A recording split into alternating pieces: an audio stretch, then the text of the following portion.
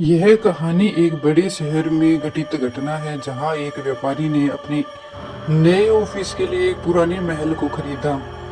यह महल बहुत ही पुराना और भूतिया माना जाता था, लेकिन उस व्यापारी को इस बात से कोई फर्क नहीं पड़ता था। उसने सोचा कि यहाँ एक का वातावरण बहुत ही अलग और प्रेरणादायक हो सकता है। व्यापारी और उसकी पत्नी ने उस महल में एक शानदार पार्टी आयोजित की। सभी अत्यंत खुश और मनोरंजन से लिप्त थे। लेकिन रात के समय अचानक एक अजीब घटना हुई।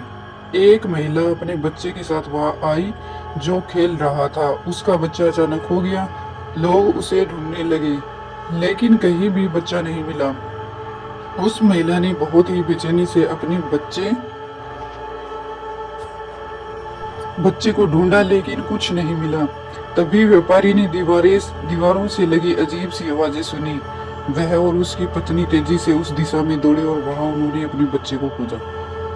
उन्होंने अचानक उसे एक कमरे में पाया जहां एक बड़ी और भूतिया महिला थी जो उनके बच्चे को अपनी बाहों में ले रही थी। व्यापारी ने जल्दी से उस महिला को पकड़ा और उसे पुलिस के पास ले गए। महिला बेहोशी में थी और उसे उसी कमरे में बंद कर दिया गया।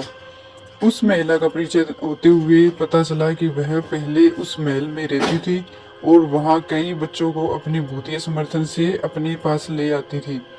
उसे अपनी बचपन की यादें आती है और वह उसी एहसास में अपने बच्चे को वापस ला रही थी।